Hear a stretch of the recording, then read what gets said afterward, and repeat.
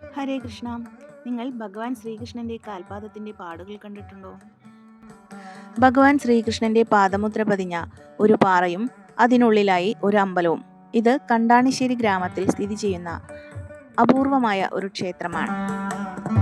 ഗുരുവായൂരിൽ നിന്നും ഏകദേശം 6 കിലോമീറ്റർ ദൂരപരിധിയിലാണ് ഈ ക്ഷേത്രം സ്ഥിതി ചെയ്യുന്നത്. കല്ലുകുത്തിപ്പാറ ടെമ്പിൾ എന്നാണ് ഇത് അറിയപ്പെടുന്നത്.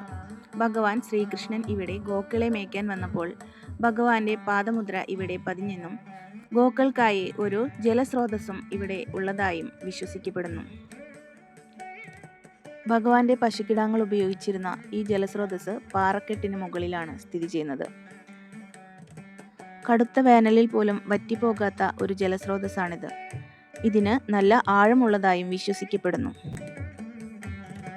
ഞങ്ങളിവിടെ എത്തിയപ്പോൾ ഭഗവാന്റെ വാഹനമായ ശ്രീകൃഷ്ണ പരന്തത ഭഗവാന്റെ തന്നെ സാന്നിധ്യം ഇവിടെ ഉറപ്പിക്കുകയാണ്. ഈ ക്ഷേത്രത്തിന്റെ യഥാർത്ഥ കാലപ്പഴക്കം വലിയ നിശ്ചയമൊന്നുമില്ല. എങ്കിലും ടിപ്പു സുൽത്താന്റെ കാലഘട്ടത്തിൽ ഈ ക്ഷേത്രം തകർക്കപ്പെട്ടിരുന്നു.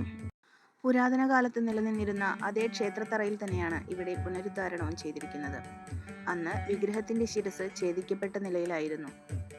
ടിപ്പു സുൽത്താൻ ആക്രമിച്ച ഭാരതത്തിലെ ഒരു പ്രധാന ക്ഷേത്രം കൂടിയായിരുന്നു ഇത്.